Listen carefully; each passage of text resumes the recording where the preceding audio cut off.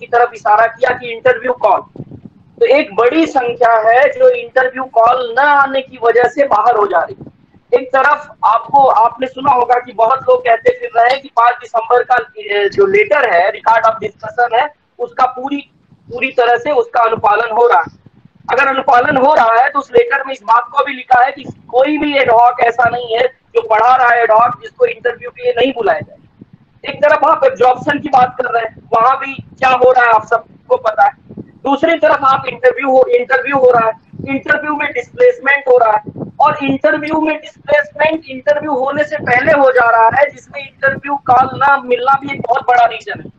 तो मेरी समझ से जो ये बहुत बड़े एक रीजन है, कुछ इन पे अगर विचार द्योता नहीं करेगी तो जो पंकज गर्ग सर ने कहा कि 25 से 30% तो पहले ही मर जाए, 25 से 30% एडहॉक पहले ही निकल चुके होंगे या एक बड़ी संख्या निकल चुकी।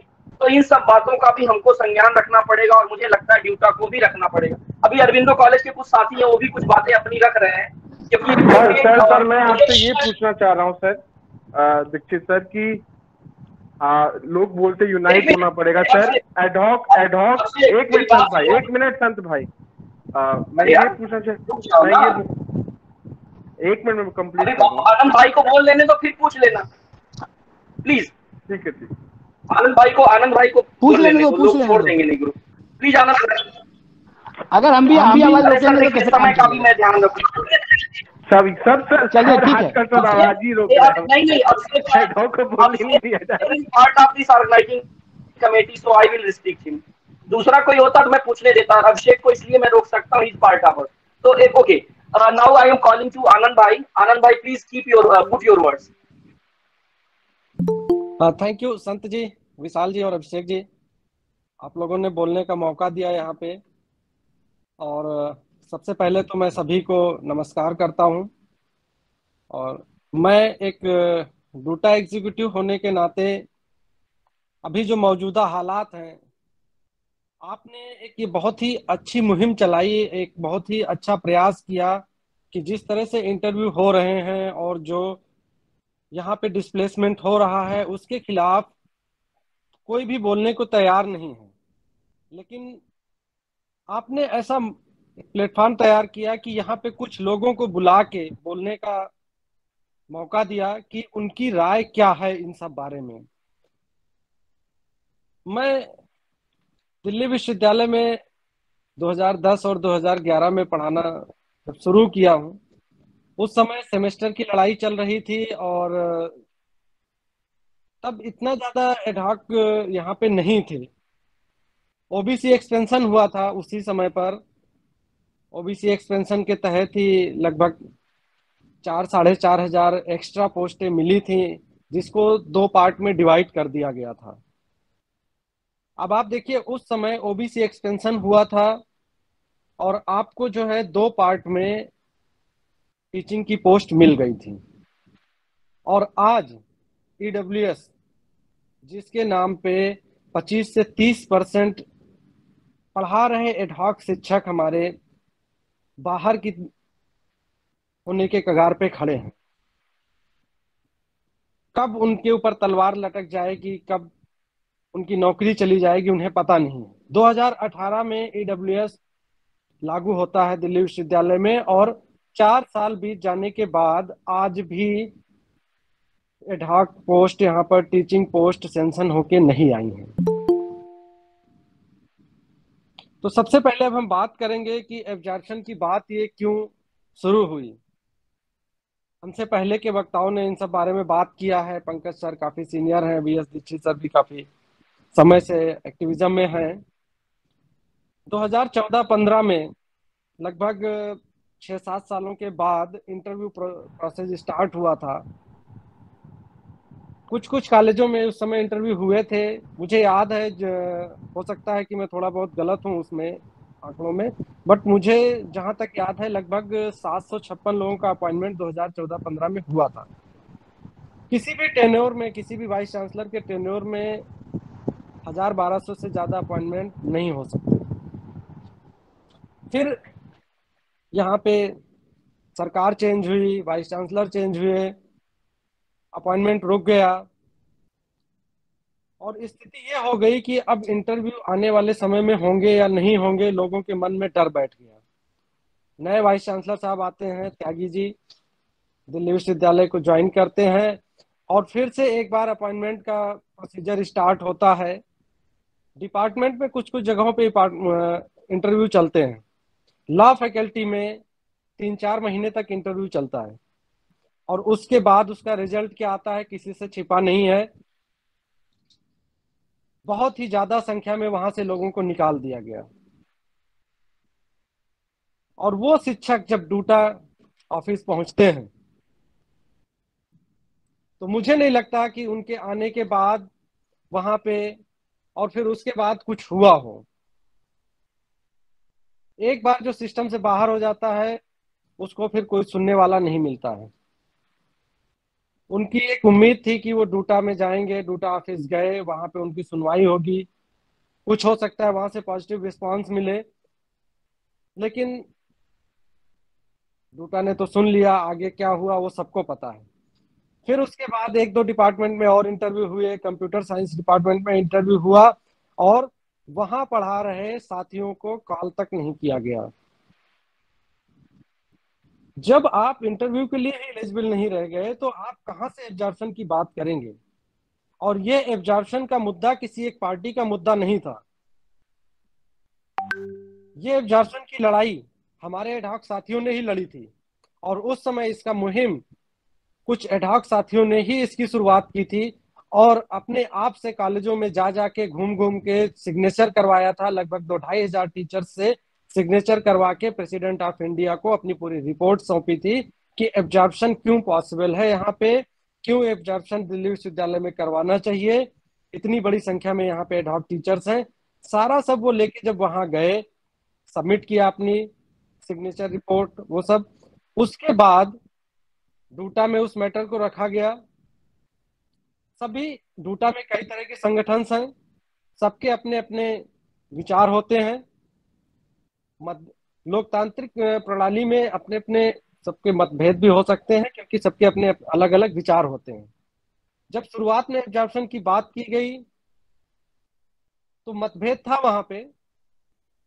लोगों को लगा कि एब्जॉर्प्शन क्यों होना चाहिए, XYZ ग्रुप्स को ये लगा कि नहीं जी, ये तो एक ग्रुप के लोग कहीं इसका फायदा ना उठा ले जाएं, X ग्रुप Y ग्रुप के लोग रह जाएंगे, Z ग्रुप के। अरे एडहॉक शिक्षक यहाँ पे अपनी रोजी रोटी के लिए लड़ रहे हैं कि वो स्थायी हो जाए। आपको ये लगा पड़ा था कि कोई एक ग्रुप इसका फायदा उठा ले जाएगा? यहाँ पे अगर 5,000 एडहॉक शिक्षक काम कर रहे हैं तो वो किसी एक ग्रुप के नहीं है। जिनको जहां पे अच्छा लगेगा, जिनके जहां पे उनकी विचारधारा मेल खाएगी, वो वहां पे जाते हैं, उनसे बात करते हैं, सबसे मिलना जुलना रहता है। किसी को आप ये नहीं जबरदस्ती कह सकते कि नहीं आप एक विचारधारा को फॉलो करें। लेकिन फिर भी डूटा जीबीएम में सर्वसम्मति से एब्जॉर्प्शन पास होता है। डूटा जीबीएम ने यह फैसला कर लिया कि अब हम अपने एडहॉक साथियों के लिए एब्जॉर्प्शन की लड़ाई लड़ेंगे। एब्जॉर्प्शन की लड़ाई शुरू होती है।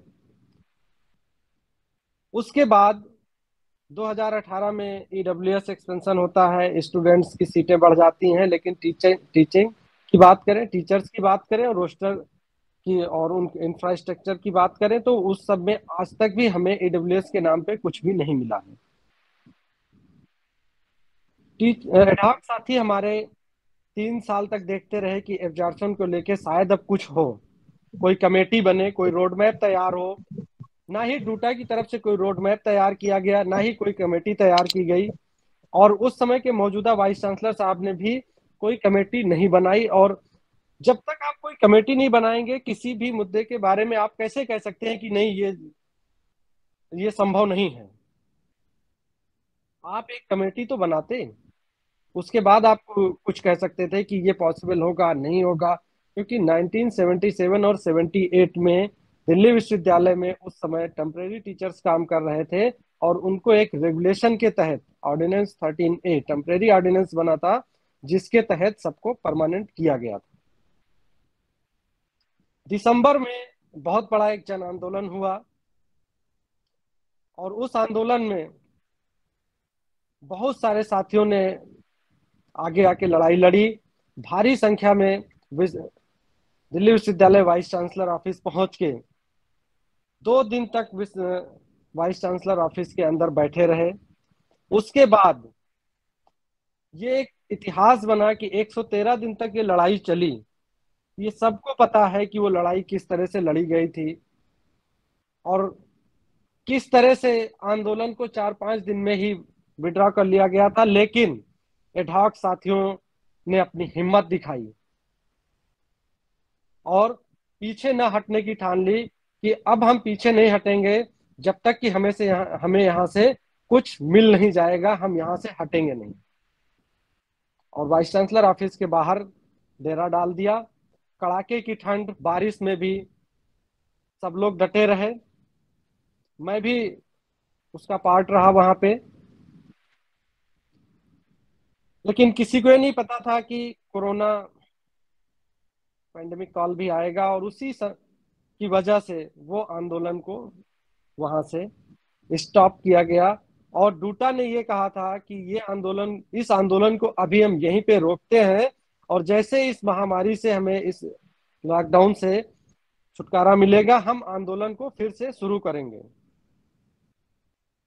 लेकिन आज तक क्या हुआ? कुछ नहीं। प्रमोशंस हो गए सबके, बहुत बड़ी संख्या में प्रमोशन यहाँ पर रुके पड़े थे। उस आंदोलन की वजह से, जो एडहॉक साथियों ने लड़ाई लड़ी थी, उसकी वजह से लोगों के प्रमोशंस हुए। फिर लोगों को ये लगा कि अब हमें ये जो मौजूदा डूटा लीडरशिप है इसको बदलना चाहिए और भारी मतों से जिता के एक नए जो एनडीटीएफ संगठन था उसको सत्ता सौंपी गई। उनका ये कहना था कि हम रेगुलराइजेशन करेंगे। जब हमारे एडहॉक साथी पूछते थे कि आप एब्जॉर्प्शन की बात कर रहे हैं या रेगुलराइजेशन, क्या आपका रोड मैप क्या होगा, तो वो कहते थे हमारा नारा जो रेगुलराइजेशन है यही एब्जॉर्प्शन होगा।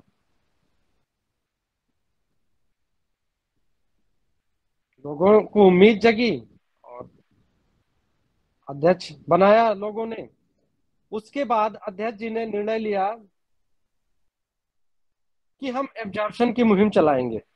जो हमारे एडहॉक साथी ज्यादा से ज्यादा संख्या में चाहते हैं, रेगुलराइजेशन को उन्होंने साइड किया और एब्जॉर्प्शन के नाम पे लड़ाई लड़ना शुरू कर दिया। अब यहाँ पे सबसे बड़ा सवाल ये उठता है डूटा नेतृत्व पर कि जब ये लड़ाई लड़ने की उन्होंने ठानी और लगभग 10,000 शिक्षकों ने उस पेटिशन पे साइन किया, उस मुहिम पे साइन किया और प्रेसिडेंट ऑफ इंडिया को भेजा, चांसलर को भेजा। जब 10,000 शिक्षकों ने उस पे साइन किया तो क्या पढ़ा नहीं था उसमें लिखा क्या है? एब्जॉर्प्शन की डिमांड की गई थी और उसी एब्जॉर्प्शन की लड़ाई के लिए आपने साइन किया है। जब आपने एब्जॉर्प्शन की लड़ाई के लिए सिग्नेचर कर दिया है तो आपको अपने साथियों के लिए लड़ाई तो लड़ना पड़ेगा। अब आप कह रहे हैं कि नहीं जी, डिस्प्लेसमेंट हो रहा है तो ये तो होगा, एक कॉलेज में हो कोई डिस्प्लेस हो गया तो उसको वाई कॉलेज में हम रखवा देंगे, वाई से डिस्प्लेस हुआ तो जेड में रखवा देंगे। ये क्या एब्जॉर्प्शन की उस पिटीशन में लिखा हुआ था? हंसराज कॉलेज में इंटरव्यू हुआ। सबसे पहला इंटरव्यू जो शुरू हुआ था खालसा कॉलेज में शुरू हुआ था। जब खालसा कॉलेज में इंटरव्यू शुरू हुआ तो कुछ सीनियर लीडर्स, जो हमारे सीनियर्स कलीग हैं, 4-5 लोग गए, प्रिंसिपल से बात किया और वहां 2-4 लोगों का अपॉइंटमेंट होना था, एक एक डिपार्टमेंट, 2 डिपार्टमेंट में। वहां पे उनको कंटिन्यू कर दिया गया। जब कंटिन्यू कर दिया गया तो खूब सोशल मीडिया पे बधाइयों का वो चला, गुलदस्ता खूब बांट चला, मिठाई खाई गई। और उसके बाद हंसराज कॉलेज में इंटरव्यू होता है और इंटरव्यू, ये कौन सा नया नियम आ गया? मैंने तो आज तक कभी नहीं देखा था पिछले 12-14 सालों में कि आपका इंटरव्यू हो जाए, एक डिपार्टमेंट का इंटरव्यू खत्म हो जाता है और उसका रिजल्ट शाम को घोषित हो जाता था, सबको पता लग जाता था कि किसका किसका अपॉइंटमेंट हो गया है। एक्स डिपार्टमेंट का हो गया, वाई डिपार्टमेंट का हो गया, जेड का हो गया, लेकिन आज तक उसका रिजल्ट अनाउंस नहीं किया गया है। और लोग दबी जुबान में ये कह रहे हैं वो बोल नहीं सकते हैं खुल के, क्योंकि उनको डर है कि अगर हम बोलेंगे तो हो सकता है जो अभी एडहॉक यहाँ पे हमारा चल रहा है, या हो सकता है आने वाले समय में हम यहाँ से निकाल दिए गए हैं तो फिर से एडहॉक रख लिया जाएगा या गेस्ट रख लिया जाएगा। कैसे रख लेंगे जब विश्वविद्यालय प्रशासन कह रहा है कि आने वाले समय में कोई भी एडहॉक नियुक्ति नहीं होगी। ये एक कोट किया गया है, जो एक 15 साल से एक शिक्षक पढ़ा रहे थे वहां पे टेम्परेरी, उनको निकाल दिया गया, उनकी जगह किसी और का अपॉइंटमेंट हो गया, तो वहां पे ये बोला गया प्रिंसिपल द्वारा कि हमने आपको निकाला कहाँ है, हम तो आपको रख रहे हैं ना फिर से, कैसे आप रख लोगे। डिस्प्लेसमेंट जो हो रहा है एक तरफ, अभी पंकज सर और दीक्षित सर ने भी बोला, डिस्प्लेसमेंट तो हो चुका है आपका, 25 से 30% लोगों का डिस्प्लेसमेंट हो चुका है। जिस भी कॉलेज में इंटरव्यू हो जाएगा वो लोग तो, रोस्टर अगर अभी यूनिवर्सिटी ये ऑर्डर निकाल दे कि जो प्रेजेंट में रोस्टर है उस रोस्टर को इम्प्लीमेंट किया जाए, तो 30% लोग बाहर हो जाएंगे। ये जो एक रोस्टर का खेल खेला जा रहा है यहाँ पे, 2013 में 200 पॉइंट रोस्टर लागू हुआ। रोस्टर लागू होने के बाद अगर 2018, 2020, 2022 आने वाले समय में न्यू एजुकेशन पॉलिसी आ जाएगी और रोस्टर इसी तरह से चेंज होता रहेगा, तो लोगों में एक डर का माहौल तो बना ही रहेगा। जब ये रोस्टर बन गया, किसी भी डिपार्टमेंट में एडहॉक का अपॉइंटमेंट हो गया, तो उस रोस्टर को वहां पे लॉक कर देना चाहिए था।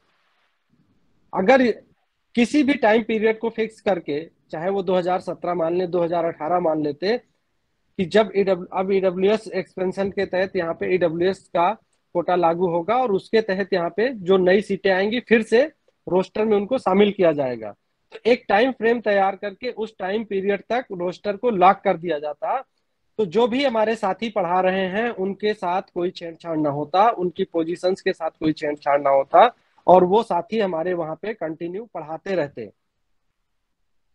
जो 5 दिसंबर का रिकॉर्ड ऑफ डिस्कशन है, जिसमें ये कहा गया था कि टिल द परमानेंट अपॉइंटमेंट कोई भी एडहॉक साथी बाहर नहीं किया जाएगा, ये एडहॉक साथियों के लिए बहुत ही अच्छी मुहिम थी, बहुत ही अच्छा प्रयास था कि उन्होंने एक लड़ाई जीती थी कि कम से कम जो 4-4 महीने का रिचार्ज कूपन मिलता था और उनको एक डर बना रहता था, वो एक डर थोड़ा सा खत्म हुआ था कि चलो रिकॉर्ड ऑफ डिस्कशन ये लागू हो जाएगा, लेकिन जो आज तक लागू नहीं हुआ है।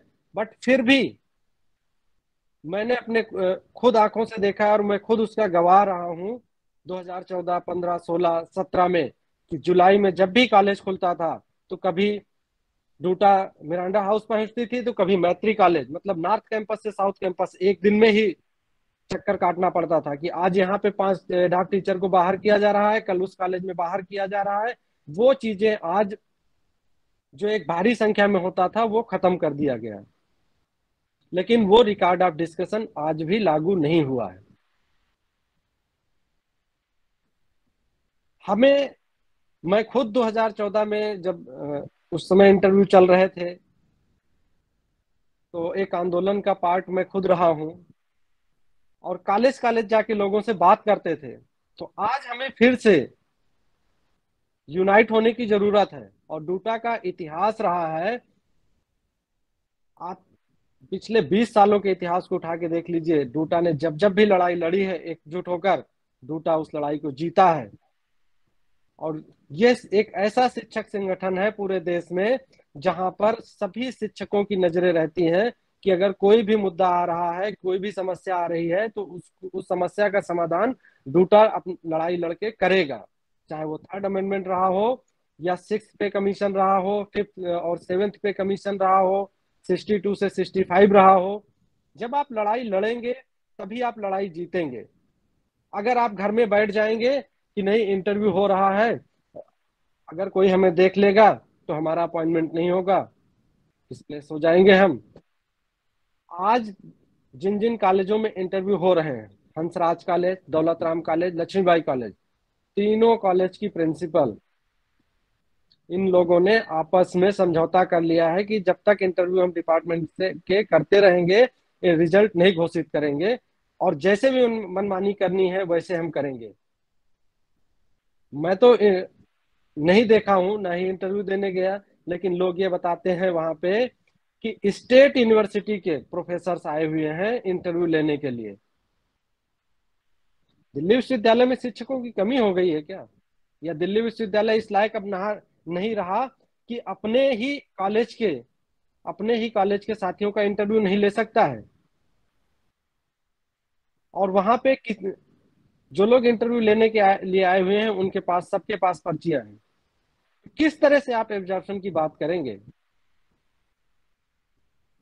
इसलिए बहुत ही जरूरी है कि सबसे पहले तो डूटा लीडरशिप के सामने सभी को ये रखना चाहिए कि जिन भी कॉलेजों में 2017 या 18 तक जो एक रोस्टर लागू था जिस पे लोग काम कर रहे थे, उस रोस्टर को वहीं पे उसको लॉक किया जाए ताकि वो डिस्प्लेस ना हो सके उस रोस्टर के कारण। और दूसरा, जब ईडब्ल्यूएस की बात होती है, ईडब्ल्यूएस का एक्सपेंशन होगा तो सभी कॉलेजों में सीटें बढ़ेंगी, एससी एसटी ओबीसी जनरल सबका उसमें हक होगा। उसकी डिमांड की जाए कि जल्द से जल्द उन पोस्टों को कॉलेजों में इंप्लीमेंट करवाया जाए ताकि जो एडहॉक साथी बाहर हो रहे हों उनको वहां पे एडजस्ट किया जा सके। अगर आप यूनाइट होकर लड़ाई को नहीं लड़ेंगे तो रिजल्ट आपके सामने है। एक बार अगर आप कहीं किसी सिस्टम से बाहर हो गए इस समय, तो आप दोबारा सिस्टम में एंट्री नहीं कर पाएंगे। कोई भी कितना भी कह ले कि आप देशबंधु कॉलेज से निकाल दिए गए हैं, आपका अब करवा देंगे। अरे आप बंधु कॉलेज में क्यों नहीं करवा दिए हैं? आज मेरे पास एक टीचर का मैसेज आया और उसने डूटा प्रेसिडेंट को भी वो लेटर लिखा है। दीक्षित सर हमारे साथ है डूटा एग्जीक्यूटिव में, इनके पास भी, आपके पास भी सर आया होगा वो लेटर। वो लड़की वहां पे 5 साल से पढ़ा रही थी और उसका टोटल एक्सपीरियंस 12 साल का है। उसको सिर्फ इसलिए निकाल दिया गया कि कोई उसका आका नहीं था, कोई ये कहने वाला नहीं था कि इसका अपॉइंटमेंट होना चाहिए यहाँ पे। इसी तरह से ओबीसी कैटेगरी में भी 2 लोगों को निकाल दिया गया वहां से। बिल्कुल ठीक है। इन सब मुद्दों पे ये कोई कल या परसों में नहीं हो गया है कि 2 दिन में हो गया है। पिछले 1 महीनों से ये सब बातें चल रही हैं, लेकिन हमारी डूटा लीडरशिप शांत है। इस चुप्पी को तोड़ने के लिए, डूटा लीडरशिप की चुप्पी को तोड़ने के लिए मैं एक अपील करूंगा अपने एडहॉक साथियों से कि भारी से भारी संख्या में निकलें। ये नहीं कि जो है 3 लोग 4 लोग निकल के डूटा पहुंच गए और वहां पे जाके अपनी बात को रख रहे हैं। और किस तरह से वहां पे बात को रखा जाता है और उनकी बात को जो है बोलने तक नहीं दिया जाता है। तो अगर कोई भी ट्रेड यूनियन जहां पे उनके साथी आके अपनी बात नहीं रख सकते हैं तो उस ट्रेड यूनियन का अस्तित्व जीरो हो जाएगा। फिर वो कैसा ट्रेड यूनियन अगर वहां पे कोई साथी अपनी बात को आके नहीं कह सकता है? तो हमें एक आंदोलन खड़ा करने की सोचना चाहिए और उस आंदोलन का रोड मैप क्या होगा, इन सब के बारे में जो भी साथी एब्जॉर्प्शन की लड़ाई को लड़ रहे हैं आपस में बैठ के इस बारे में बात करें कि क्या हमारा रोड मैप होना चाहिए। एब्जॉर्प्शन को डूटा जीबीएम में पास हुए 5 से 6 साल हो गए हैं और इसी मीटिंग में, एसी मीटिंग में बराबर ये मुद्दा उठता रहा है। ना ही डूटा लीडरशिप की तरफ से और ना ही वाइस चांसलर की तरफ से कोई ऐसा एक एश्योरेंस दिया गया हो या कोई कमेटी बनाई गई हो। कोई कमेटी तो बनाई जा सकती थी एब्जॉर्प्शन के मुद्दे पे। कैसे आप कह सकते हैं? क्या आप आपका रोड मैप है? अगर आप आज डूटा लीडरशिप को वाइस चांसलर बुला ले या सेंट्रल गवर्नमेंट बुला ले या दिल्ली सरकार बुला ले कि आप एब्जॉर्प्शन की लड़ाई लड़ रहे हैं, आपका रोड मैप क्या है, तो आपके पास क्या है? आप क्या लेके वहां पे जाएंगे? अभी रिसेंटली पंजाब गवर्नमेंट ने अपने यहाँ काम कर रहे जो उनके यहाँ एम्प्लॉय थे, कॉन्ट्रेक्चुअल एम्प्लॉय थे, लगभग 8,000 लोगों को एक रेगुलेशन बना के परमानेंट करने का रेगुलेशन पास किया है वहां पे। जब अदर स्टेट्स में हो रहे हैं, तो यहाँ पे क्यों नहीं हो सकता है? इन सब के लिए एक बड़ा जन आंदोलन हमें खड़ा करना होगा। आप लोग संत जी, विशाल जी और अभिषेक जी, आपने एक बहुत ही अच्छा प्रयास किया है, बोलने का हमें मौका दिया, बहुत बहुत धन्यवाद। थैंक यू आनंद भाई, आपने बहुत बातों को अपने वक्तव्य में समेटा। और आपने लास्ट में एक बात कही कि आपके पास क्या रोड मैप होगा। तो जो आप 10,000 पिटीशन की बात कर रहे थे, उस पिटीशन में ड्यूटा ने खुद रोड मैप को, काफी केसेस को और बहुत से रोड मैप को उसमें ऑलरेडी इंक्लूड किया है। तो और दूसरी बात, आप जब कह रहे हैं कि रोड मैप की, तो रोड मैप पे इतनी चर्चाएं हो चुकी हैं कि आपको भी उसके बारे में आप भी अवगत है, और हम ने भी कई बार पोस्ट के माध्यम से और ड्यूटा नेतृत्व को, चाहे पिछली ड्यूटा रही हो चाहे वर्तमान ड्यूटा, हमने समझाया। तीसरी बात कि जिस तरीके से इग्नोरेंस है, ऐसा फील किया जाता है कि जो वर्तमान ड्यूटा है हम उसके खिलाफ है, जबकि हम पिछली ड्यूटा के साथ भी वही आग्रह करते थे जो वर्तमान ड्यूटा के साथ कर रहे हैं। तो हमारा न मुद्दा, जब जैसे आपने कहा कि जो 5 दिसंबर का जो बहुत बड़ा 4 दिसंबर का आंदोलन हुआ और उसमें हम सब साथ साथ रहे, तो एक जो लंबी लड़ाई है, हम तो उस लड़ाई को अंजाम तक पहुंचाने की बात करते हैं ना हमारे। तो हम तो सिर्फ अपने नेतृत्व से बात कहेंगे ना, नेतृत्व की जिम्मेदारी है उसको क्या करने की, आगे ले जाने की, उसको बढ़ाने की, उसको मंजिल तक पहुंचाने की। नेतृत्व ने जिस तरीके से काम किया, हमने उस बात का अप्रिशिएट किया है, चाहे पिछला नेतृत्व रहा हो चाहे वर्तमान नेतृत्व। लेकिन अब समझ में नहीं आ रहा है कि नेतृत्व चाह क्या रहा है। एक तरफ एक दोहा है कि का रहीम कैसे निभे बेर केर के संग। तो अब आप इंटरव्यू भी करा रहे हो, आप एब्जॉर्प्शन की भी बात कर रहे हो, तो आप बताइए ना, जहाँ पे 25-30% मर रहे हैं पहले ही, तो आप बताइए किस तरीके से आप क्या करवाना चाह रहे हैं, आपकी मंशा क्या है? कौन एडहॉक नहीं समझ रहा है। और आपने सही बात कहा कि भाई कौन आएगा, तो एक भाई जब आप इंटरव्यू करवा रहे हो, आधे लोग तो डर के मारे नहीं आते। यहाँ पे जितने लोग आए, कम से कम यहाँ पे आज 60 से 65 लोग जुड़े थे इस मीटिंग में, आते जाते रहे। तो मेरी समझ से वो लोग बहुत ब्रेव है और वो रियली चाहते हैं कि भाई हमारा कुछ कल्याण हो, क्योंकि उनको पता है कि अगर अगर अगर इंटरव्यू होगा तो डिस्प्लेस किसका होगा किसी को नहीं पता। कुछ लोग हैं दोनों हाथों में लड्डू खाना चाहते हैं। तो देखिए, हमारी एक कोशिश है, हमेशा से एक ऑनेस्ट कोशिश है, और पंकज सर ने भी अप्रिशिएट किया और आप सब भी हमेशा गाए बगाए करते रहते हैं। तो देखिए, हम we are honestly fighting for this particular cause of absorption. हमको किसी से कोई दुश्मनी नहीं है।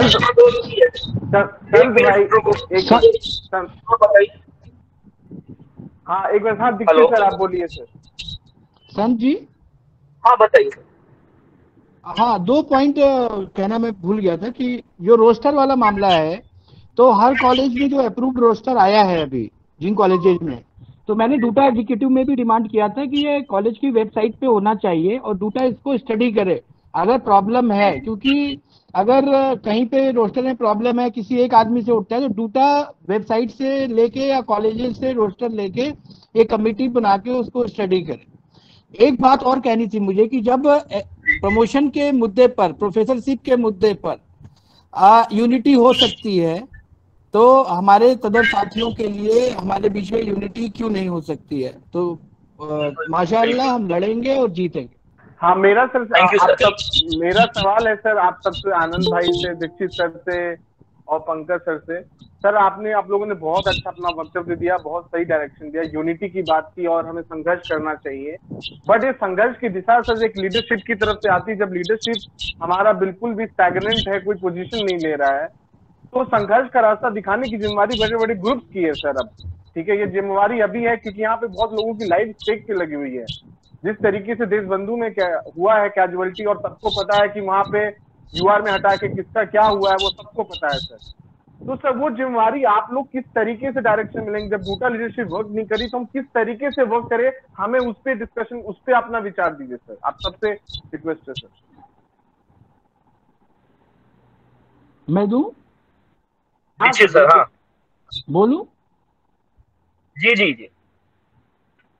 देखिए, एक परिपाटी को हमें इस बार जो है थोड़ा सा इग्नोर किया जा रहा है डूटा के अंदर, कि हमेशा जो डूटा, भले उसका रिप्रेजेंटेशन किसी ग्रुप का हो या ना हो, डूटा एक सतरंगी ऑर्गेनाइजेशन है और डूटा में एक बहुत है, समाजवादी ग्रुप है, मतलब बहुत सारे छोटे छोटे ग्रुप है। तो जब भी कोई मीटिंग होती है, भले उनका रिप्रेजेंटेटिव हो या नहीं हो, तो किसी भी मीटिंग में उनको भी इनवाइट किया जाता है, कोऑर्डिनेशन में उनको इनवाइट किया जाता है। जब ग्रुप लीडर्स को बुलवाया जाता है तो उनके भी ग्रुप लीडर्स को बुलवाया जाता है, भले उनका रिप्रेजेंटेशन हो ना, क्योंकि इलेक्शन हार जीत तो लगी रहती है, कभी किसी की हार हो सकती है, जीत हो सकती है, बट ग्रुप रहता है, ग्रुप एक कॉन्सेप्ट के साथ रहता है। ठीक है, तो एक तो उन ग्रुप्स का इंटरेस्ट कम हो रहा है, क्योंकि उनको उनको जो एक तरीके से उनको मिलाया नहीं जा रहा है, क्योंकि किसी भी जन आंदोलन को बनाने में छोटे छोटे ग्रुप्स की भी बहुत बड़ी भूमिका होती है, जिसको कि मेरे हिसाब से इग्नोर किया जा रहा है। अगर डूटा लीडरशिप भी मुझे सुन रही होगी तो थोड़ा इस बात की तरफ तवज्जो देगी।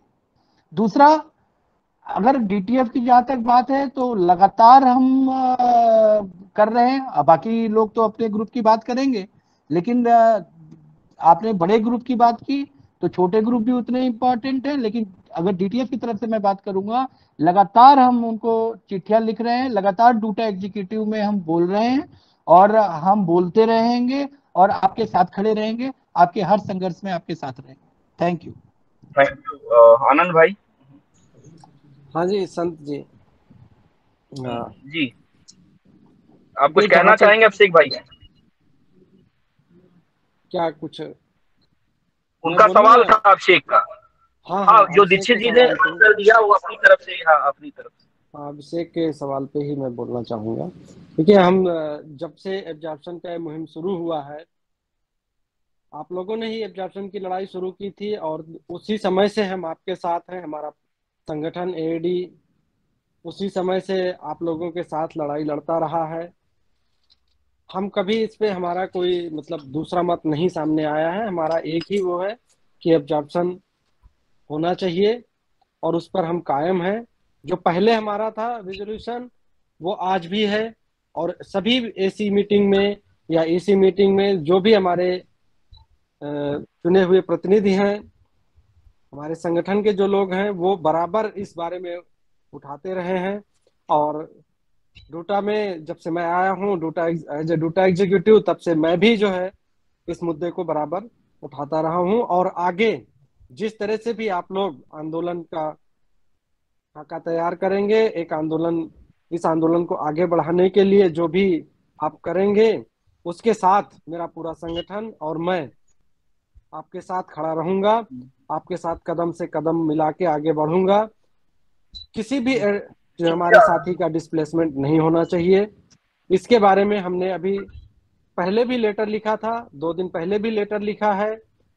साथ ही एक और हमने लेटर लिखा है कि जो भी हमारे ये जो एक इंटरव्यू कॉल की बात होती है कि 65 तक होना चाहिए, और SC ST OBC या EWS कैटेगरी के, तो हमने उसमें ये मेंशन किया है कि हमारे सभी जो भी साथी पढ़ा रहे हैं, उन सभी साथियों को कॉल आना चाहिए। जैसे कॉमर्स डिपार्टमेंट में है, सभी को पता है डिपार्टमेंट ऑफ कॉमर्स के बारे में, वहाँ 4-5 साथियों को इंटरव्यू कॉल नहीं किया गया है, और डूटा लीडरशिप उस बारे में शांत है। सिर्फ और सिर्फ क्या दिखा के सोशल मीडिया पे चला दिया कि 65 करवा दिया, लेकिन सच्चाई क्या है, वो सच्चाई सबके सामने लाना बहुत जरूरी है। कब तक वो हमारी आवाज को दबाएंगे? जब हम लड़ते रहेंगे। और जैसे दीक्षित जी ने कहा कि उनका भी संगठन आनंद भाई, देखिए 5 दिसंबर, आनंद भाई थोड़ा सा मैं रोकूंगा आपको कि 5 दिसंबर का रिकॉर्ड ऑफ डिस्कशन तो सबकी बात करता है। तो 5 दिसंबर रिकॉर्ड ऑफ डिस्कशन की उस दिन ड्यूटा के एग्जीक्यूटिव मीटिंग में किसी ने बात किया था ना कि वो तो पूरी तरह लागू है, वो फेसबुक पे भी लिखा गया था। तो आखिर 5 दिसंबर का रिकॉर्ड ऑफ डिस्कशन कहाँ लागू है? हाँ, मैंने पूछा था प्रेसिडेंट साहब से कि अगर, देखिए, जब सेक्रेटरी रिपोर्ट पेश हुई थी तो उसी रिपोर्ट को लेके मैंने पूछा था कि अगर 5 दिसंबर का रिकॉर्ड ऑफ डिस्कशन लागू कर दिया गया है तो आप इसमें से हटाइए, इसको आप अचीवमेंट में डालिए। मैंने कहा इस पॉइंट को आप यहाँ से हटाइए और इसको अचीवमेंट में डालिए। हम तो कहने लगे कौन कह रहा? मैंने कहा सबने सुना है, किसने बोला है। और जब वो लागू है तो फिर हमारे साथी डिस्प्लेस क्यों हो रहे हैं? हमारे फिर साथी डिस्प्लेस क्यों हो रहे हैं? यही जो चुप्पी है, इसी चुप्पी को तो तोड़ना है हमें। इसी के लिए एक ऐसा आंदोलन तैयार करना है कि इस डूटा लीडरशिप को ये पता चल जाए कि जो है, जो जिन 4000 साथियों ने उनको अपना मत देके यहाँ भेजा है, वो अगर साथी चाह लेंगे आपकी ईंट से ईंट भी बजा देंगे और अपने हक की लड़ाई को लड़ने के लिए आपको रात दिन रोड पे खड़ा कर देंगे। लास्ट में मैं दीक्षित, पंकज सर हैं क्या इस मीटिंग में? पंकज सर शायद नहीं है, दीक्षित सर और आनंद भाई आप हैं। मैं हाँ, एक हाँ। चीज जो लैग देखता हूँ, जो खास करके जो अपने को एडहॉक एब्जॉर्प्शन का हितैषी कह रहे हैं, चाहे आप हो चाहे दीक्षित जी हो, चाहे जो भी लोग हो, जो भी संगठन है, मैं किसी पर्टिकुलर की बात नहीं कर रहा हूँ। जब ड्यूटा एग्जीक्यूटिव की मीटिंग होती है तो मुझे लगता है कि कहीं ना कहीं